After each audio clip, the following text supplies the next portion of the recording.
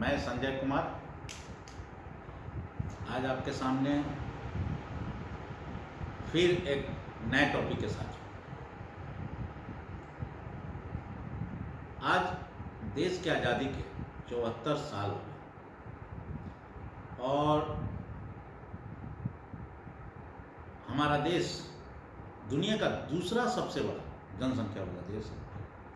और आज जो टोक्यो में 2020 ओलंपिक जो हो रही है, वहाँ एक पदक जीतने पर हमारे देश में इस तरह से खुशियाँ मनाई जा रही है और इसमें हमारे प्रधानमंत्री से लेकर राष्ट्रपति तक सभी लोग इतने खुश होकर बधाइयाँ दे रहे हैं जैसे कि मानो कि पूरी ओलंपिक के पदक तालिका में चीन नंबर 1 के पायदान पर भी आकर उतनी खुशियां नहीं मनाएगा जितनी कि हम मना रहे हैं एक पदक की। हालत हमारी ये है। अब ये सोचने की बात है कि आखिर ये हमारी ऐसी स्थिति क्यों? बहुत ही चिंतनीय विषय है और जब हम इस पर चिंतन करेंगे तो ये सिर्फ आज की नाकामी नहीं, हमने कभी अपने देश को एक यूनिट के रूप में आज तक कभी देखा ही नहीं। जो अंग्रेजों की सोच थी, जो उसकी समझ थी देश के प्रति, हमारे देश के प्रति, बस उसी रास्ते पर हम चल रहे हैं। हमारा जो संविधान है, हमारी जो कानून है, उसमें कौन सी ऐसी चीजें हैं जो इस देश की मिट्टी और जड़ से ली गई। वो सारे कानून जो है अंग्रेजों के ही बनाए हैं, बस उसमें थोड़े बहुत से संशोधन कर दिए गए। हमारा देश में हमें क्या चाहिए, हमारा देश कैसे आगे बढ़े, इसके प्रति हमारी कोई सोच ही नहीं है या हमारे संविधान में कहीं कुछ है ही नहीं। हमारे देश की आत्मा क्या है या क्या चाहती है, यह एक यूनिट के रूप में कार्य करनी चाहिए। इस सब चीज के बारे में कहीं कुछ इस प्रकार का चर्चा ही नहीं। क्या करें कि जिससे कि हमारे लोगों में यह जज्बा पाए। यहाँ तो जो हमारे संविधान में और जो हमारी जो व्यवस्था है, शासन की जो व्यवस्था है, वो तो इस तरह से बनाई गई हुई है कि सिर्फ इस देश पर शासन किया जाए और शासक वर्ग जैसा चाहता है। तो अभी तक क्या हम देख रहे हैं, जितनी सरकारें हमारे देश में बनी उसमें हम अभी तक क्या देख रहे हैं? देश की आज़ादी से लेकर अभी तक परिवारवाद, अपना भला, अगर उससे अपना से कुछ ज़्यादा बढ़ा था कुछ जाति का ले लिया, बस हो गया। राष्ट्र क्या है, देश क्या है, कहाँ हमें जाना है, राष्ट्र का स्वाभिमान क्या है, हमको अपने ही स्वाभिमान से सिर्फ मतलब, हमारा अपना ही परिवार का अभिमान से मतलब है। हमारा परिवार बस ये एक महान परिवार और हम ही शासन के योग्य हैं और हमारे परिवार का सत्ता सिर्फ बना बरकरार रहे, इसी के लिए इस शासन व्यवस्था का हम सब इस्तेमाल करते हैं। जब हम समझेंगे कि अगर हमारे राष्ट्र का कहीं पर अगर नाम हो रहा है तो उसमें मेरा भी नाम, यह जज्बात कैसे होगा, किस तरह से होगा, इसके लिए ये हमारी जो संपूर्ण शिक्षा प्रणाली, हमारा पूरा जो संविधान है, हमारी जो कानून व्यवस्था है, हमारी जो शासन व्यवस्था है, ये सभी चीज़ों में आमूल चूल परिवर्तन करना है। और इसके लिए फिर से देश आज़ादी के समय जिस तरह से संविधान सभा का गठन किया गया था, और इस संविधान को बदलने के लिए जिस तरह से संविधान सभा का निर्माण किया गया था, ठीक उसी तरह से फिर से हमको यह करना पड़ा। यह जो है हम लोग क्या कर रहे हैं, अंग्रेजों के ही बनाए कानून को पर चल रहा है। जिसका जो शासन है, बस वो अपने परिवार को आगे बढ़ाने के बारे में सोच रहे हैं, उसको राष्ट्र से कोई मतलब नहीं। हम लोगों को मौका दे रहे हैं। आज आप अगर गलती कर दे तो तुरंत सजा होगी।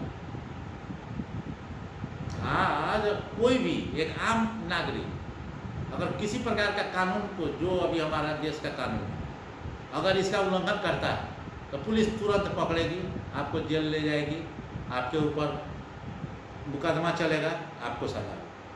ठीक है, कोई वार्निंग नहीं दिया जाएगा आपको हमको कोई वार्निंग देने की जरूरत नहीं है। आपने किया, क्यों किया भाई, आपको सजा मिलेगा। आप चोरी किया, आप भूखे थे, भूखे रहकर भी चोरी किए। अगर आप चोरी नहीं करते तो बिना खाए हुए आप मर सकते थे, इससे हमको कोई बात नहीं। आपने चोरी किया, आपको सजा मिलेगी। लेकिन एक संसद में बैठने वाला व्यक्ति, जो सांसद है, मेंबर ऑफ पार्लियामेंट, वो सदन में गलती कर रहा है नहीं, जो कि पूरी तरह से खिलाफ है संविधान के, उसको चेतावनी दे रहे हैं। हमारे स्पीकर महोदय, चाहे लोकसभा के राज्यसभा के, उनको चेतावनी दिया जा रहा है कि आप ऐसा नहीं करें। अगर आम जनता सड़क पर जाके, जहाँ के हमारे रोड हमेशा जाम लगता है, यहाँ ओवर ब्रिज नहीं है, इसके लिए अगर आम जनता जाकर अगर रोड को जाम करे, तुरंत एक्शन लिया जाएगा। और या तो उनको गिरफ्तार किया जाएगा या लाठीचार्ज किया जाएगा, उस पर रास्ता खुलवा दिया जाएगा, कोई दिक्कत नहीं। लेकिन अगर कोई पॉलिटिकल पार्टी के तहत अगर इसको रोका जा रहा है, तो आपसे निगोशिएशन किया जाएगा, आपसे बातचीत किया जाएगा, आप पर बल प्रयोग नहीं होगा। अब एक कौन कानून है भाई? तो इन सब चीजों पर गहराई से सोचना पड़ेगा, और इन्हीं सब कारणों के कारण आज हमारी ये दुर्दशा है कि आज ओलंपिक में हमको एक पदक मिल गया। अरे वाह! देश के प्रधानमंत्री से लेकर खेल मंत्री तक इस तरह से उछल कूद मचा रहे हैं कि बाप रे बाप, ये तो जैसे कि ओलंपिक में हम लोग पहले पायदान पर आ गए, ये हालत है। लेकिन इस पर चर्चा करने के लिए किसी को फुर्सत नहीं है। ऐसा कैसे होगा? अभी तक तो हमारी जो शिक्षा व्यवस्था है, अभी जो है कि शिक्षा व्यवस्था, नई शिक्षा नीति आई है, अब आगे क्या होगा आप देखना है। लेकिन अभी तक की जो हमारी जो शिक्षा नीति थी, इसमें क्या किया गया है? हमारे बच्चों को क्या सिखाया जा रहा है? क्या है? बच्चे जो पढ़ रहे हैं उसका मकसद आखिर है क्या? आज के समय में, वर्तमान परिप्रेक्ष्य में अगर हम देखें तो हमारे बच्चे जो पढ़ते हैं, वो पढ़ के क्या सोचते हैं? हम अगर पढ़ रहे हैं तो क्या बनेंगे? बस डॉक्टर बनेंगे, इंजीनियर बनेंगे, आईएएस बनेंगे, नौकरी करेंगे। आज हमारे देश के 99% बच्चे जो भी पढ़ते हैं स्कूल कॉलेज में, वो 99% का एक ही मकसद है कि हमको जो है नौकरी करना। यहाँ तक कि दुर्भाग्य देखिए कि जो इंजीनियरिंग कर रहे हैं, आईआईटी में हैं, वो भी क्या सोच रहे हैं कि हम आईएएस बनेंगे, अरे भाई, गजब हाल है। यह मानसिकता आखिर है क्यों, ऐसी है क्यों? क्योंकि हमारी जो शासन व्यवस्था है वो इस प्रकार से बनाई गई है कि वो लुभाती है, और इससे देश का क्या भला होगा इससे कोई मतलब नहीं। इस व्यवस्था के तहत तो हम तो देख लिए ना, आज हमारे बाद, हमारे आज़ादी के बाद जो देश आज़ाद हुआ, सिंगापुर, चीन, जो हमारे आज़ादी के बाद में आज़ाद हुआ, आज वहाँ का देखिए वो किस तरह से तेजी से विकास कर रहा है। क्यों विकास कर रहा है भाई? सोचिए तो, पूरी तरह से आमूल चूल परिवर्तन किया गया। जो भी उस समय का कानून था उसको पूरी तरह से खत्म कर दिया गया, एकदम से नया बनाया गया, नई सोच, किस तरह से हमारा देश आगे बढ़ेगा। और हम एक यूनिट के रूप में काम करते हैं, हम एक राष्ट्र हैं, और राष्ट्र का सम्मान हमारा सम्मान, राष्ट्र की तरक्की मेरी तरक्की। जब तक इस तरह की सोच अगर हम अपने बच्चों में नहीं डालेंगे तब तक ये देश का कहां से विकास होगा? तो पीढ़ी तो तैयार होती है बच्चों के द्वारा, और बच्चे में ही अगर ये जज्बा नहीं, बच्चे ही गुलाम हैं, वो सोचते हैं कि हम नौकरी करेंगे, नौकर बनेंगे, क्योंकि ऐसा सिस्टम कि उसको इतना सम्मान मिल रहा है, उसको मान मिल रहा है, उसको प्रतिष्ठा मिल रहा है, उसको पैसा मिल रहा है, उसको घूस कमाने का, भ्रष्टाचार करने का बहुत बड़ा माध्यम मिलता है कि वो चाहे तो करोड़ों अरबों कमा सकता है और शान शौकत से रह सकता है। वो देख रहा है, एक IAS जब रिटायर करेगा तो फिर किसी कमेटी का चेयरमैन बन जाएगा, किसी पॉलिटिकल पार्टी में चला जाएगा तो फिर नेता बन जाएगा, बहुत सारे उसके स्कोप हैं। तो देख रहा है कि हाँ, कि इसी में हमारा आगे बढ़ना चाहिए। लेकिन क्या IAS देश को आगे बढ़ाएगा? एक इंजीनियर देश को आगे बढ़ाएगा, एक वैज्ञानिक देश को आगे बढ़ाएगा? मैं एक वीडियो देख रहा था, इंग्लैंड में जब विंबलडन का मैच हो रहा था, तो वहाँ एक साइंटिस्ट, जो लेडी साइंटिस्ट थी, जिन्होंने कोविशील्ड का टीका जो बनाया था, तो वो जब आई उस विंबलडन का मैच देखने मैदान में, तो अनाउंस किया गया उनका, और सभी दर्शक जो है मैच रोक दिया गया 2 मिनट के लिए, और सभी तालियों के द्वारा उनका स्वागत किया। ये सम्मान मिलना चाहिए कि एक वैज्ञानिक जो है वो IAS से 100 गुना ज्यादा महान।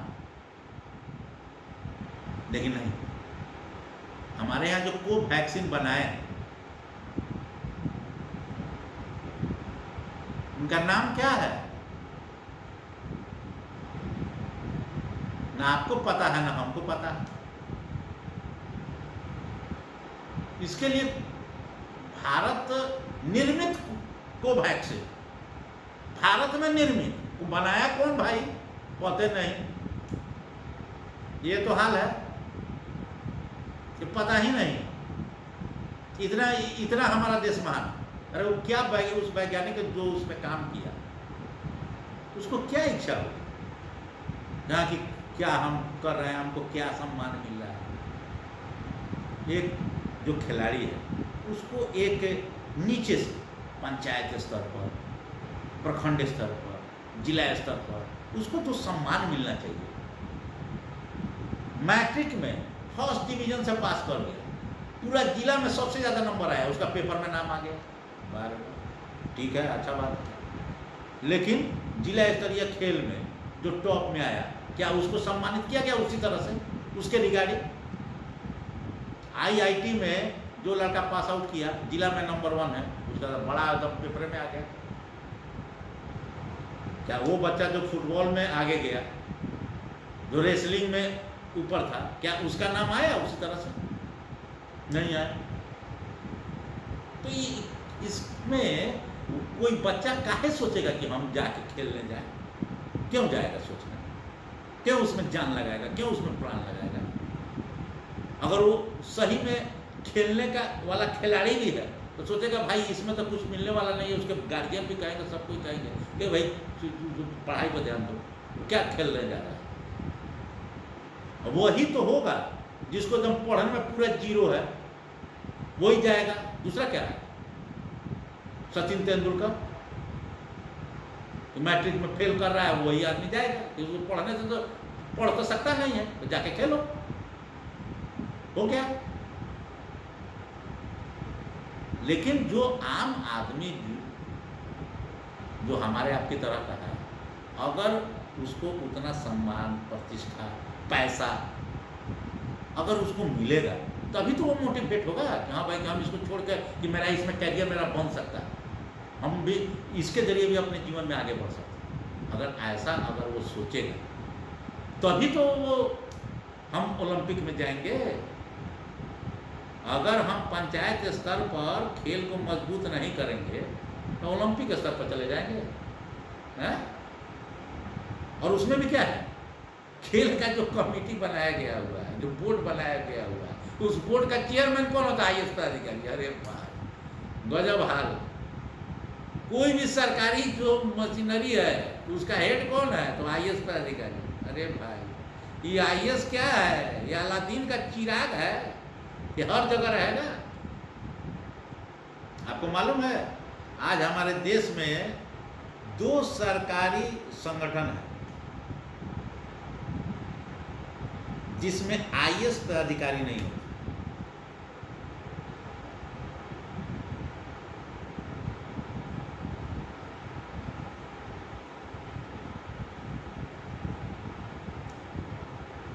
NDBD, national dairy development board, जिसके तहत अमूल या सुधा जितना जो दूध का पूरे ऑल ओवर इंडिया में जो ऑर्गेनाइजेशन है उसके बोर्ड में कोई आईएएस पदाधिकारी। इसको किसने बनवाया था? लाल बहादुर शास्त्री। और लाल बहादुर शास्त्री से कुरियन जी ने कहा था कि आपसे एक ही रिक्वेस्ट है कि आप इसमें किसी आईएएस को नहीं डालिए।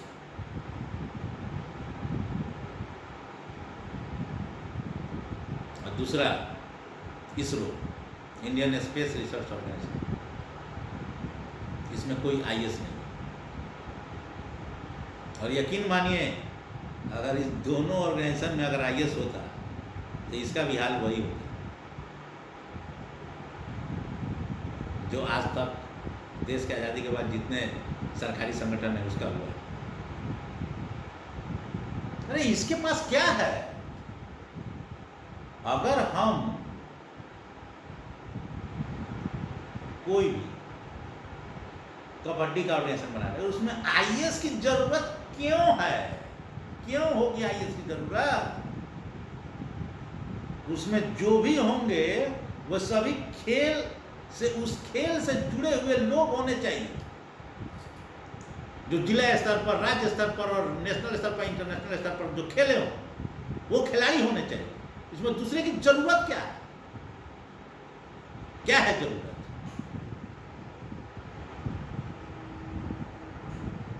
उसका डिसीजन लेने की क्षमता दूसरे के पास है। कबड्डी हम कैसे खेलेंगे ये आईएएस बताएगा हमको। क्रिकेट कैसे खेलना है हमको आईएएस बताएगा। और कुश्ती कैसे लड़ना है ये हमको आईएएस बताएगा।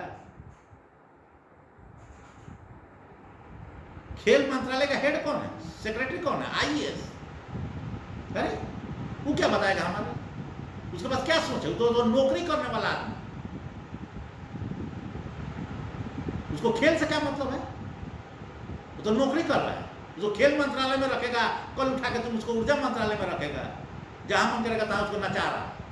वो तो तुम्हारा नौकर है, सरकार का नौकर है, घूम रहा है। उसको क्या मतलब है किसी चीज से? एक जुनून होनी चाहिए, मेरे जुनून जो अपना पूरा जीवन दिया है उस खेल के प्रति, चाहे जो भी खेल। तीरंदाजी कर रहा है तो तीरंदाजी कमेटी का जो बोर्ड बनेगा उस बोर्ड का मेंबर होगा कौन? क्यों दूसरा होगा? क्यों कोई पॉलिटिकल आदमी होगा? क्यों कोई आईएएस पदाधिकारी होगा? कोई उसमें नहीं होना चाहिए, उसमें सिर्फ और सिर्फ खिलाड़ी होने चाहिए, और सिर्फ उसी क्षेत्र के खिलाड़ी। और ये सब बातें कभी ध्यान ही नहीं दिया गया, क्योंकि ये सब चीज से तो अंग्रेजों को कोई मतलब था नहीं। और आज भी क्या है, आज भी जो हमारे देश में शासन चला रहे हैं उसमें से 90% कौन है? 90% वही है, सभी परिवारवाद वाले। जाकर देख लीजिए, बिहार से लेकर यूपी से लेकर जहाँ देखिए, सभी जो पॉलिटिकल पार्टी हैं, जितनी भारत में पॉलिटिकल पार्टी में 90% से ऊपर पॉलिटिकल पार्टी, तो सब परिवारवाद का ऊपर है। और यही सब देश को चला रहा है 50 साल से, 60 साल से, 70 साल से देश को चला रहा है।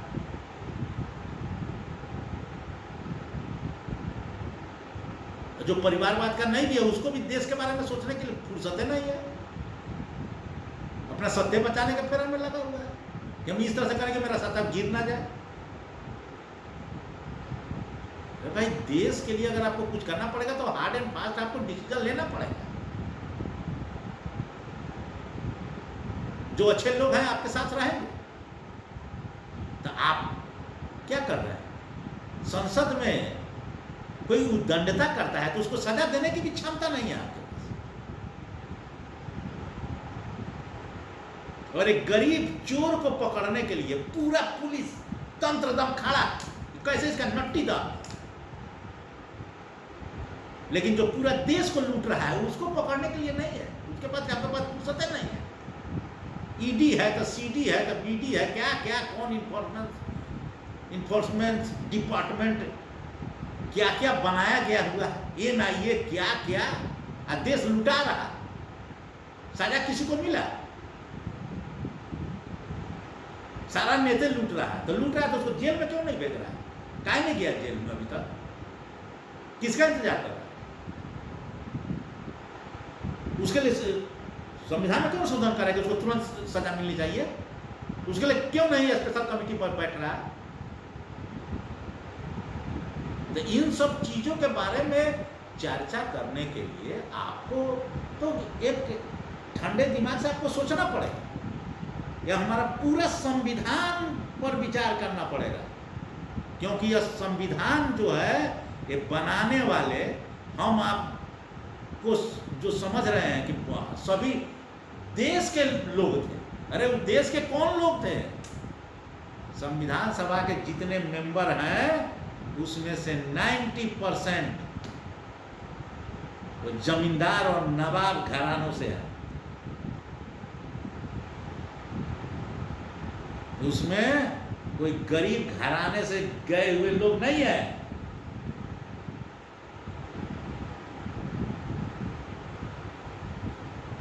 और वो कहां से पढ़े? वो सब अंग्रेजी शिक्षा प्राप्त, और वो अंग्रेजी शिक्षा कहां से प्राप्त की है? वो भारत में भी नहीं रहते, विदेशों से पढ़कर आए, इंग्लैंड से। अरे भाई, जब आप उसी की शिक्षा व्यवस्था के आप उपज है, आप कितना दूर तक सोचिए, कितना, क्योंकि आप तो उसी व्यवस्था के उपज है। अब यह समय है कि अब हमारे देश में विदेश से पढ़कर आने वाले लोग अब नहीं है, अब वो इसी देश में पढ़े और यहाँ की समस्याओं को खूब अच्छी तरह सब समझ गए हैं कि हमारे देश की क्या क्या समस्याएं हैं। अब उन लोगों की मदद लेनी होगी, और एक बार फिर से आपको पूरे संविधान पर विचार करना पड़ेगा। आखिर क्या कारण कि दूसरा देश जो है हमारी आज़ादी के बाद आज़ाद हुआ, एक नहीं अनेकों देश है। इजराइल भी हमारे बाद देश आज़ाद हुआ, सिंगापुर भी हमारे बाद आज़ाद हुआ, चीन भी हमारे बाद हुआ। अरे भाई, और वो कहाँ है और हम कहाँ हैं, जरा देख लीजिए। क्या कारण? क्योंकि हमारे यहाँ गोरे अंग्रेज चले गए और फिर बस हिंदुस्तानी नाम वाले हमारे ऊपर शासन करने लगे। संविधान क्या बना? अरे बड़ा संविधान बना, बड़ा दिन लगा। अरे वो संविधान है क्या? वो संविधान है क्या? कि आज भी हमारे देश में अंग्रेजों के ही बनाए हुए सारे कानून चल रहे हैं। आप क्या बनाए हैं? आप कौन सा नियम बना दिए, कौन सा कानून बनाए? जो है सब वो अंग्रेजों का बनाया है और उसी पर हम लोग चल रहे हैं। अंग्रेज चले गए, उसके कानून पर हम चल रहे हैं। अरे अंग्रेज क्या सोचकर बनाए थे कि हमारे देश का भला हो? वो ये सोचकर कानून बनाया कि हमारे ऊपर शासन कैसे करे, यहाँ के ये ज़्यादा बोल नहीं सके, हमारा विरोध नहीं कर सके और हम जो चाहें वो कर सके। इसको ध्यान में रख के कानून बनाया गया। बस उसी तरह से अभी चल रहा है। जो भी शासक वर्ग हैं वो क्या चाहते हैं? मेरा भला हो, मेरे परिवार का भला हो और अधिक से अधिक हमारे जाति का भला हो जाए। बस बात खत्म हो गई, काम खत्म, फिनिश। बहुत सारी बातें हैं। तो अगर हम अपने देश में सही माने में ओलंपिक लेना चाहते हैं तो हमें अपने संविधान पर फिर से पुनर्विचार करना होगा। मैंने अपनी बातें रखी हैं। अगर मेरी बातें आपको अच्छी लग रही हैं तो आप इसे लाइक करें, शेयर करें और मेरे चैनल को सब्सक्राइब करें।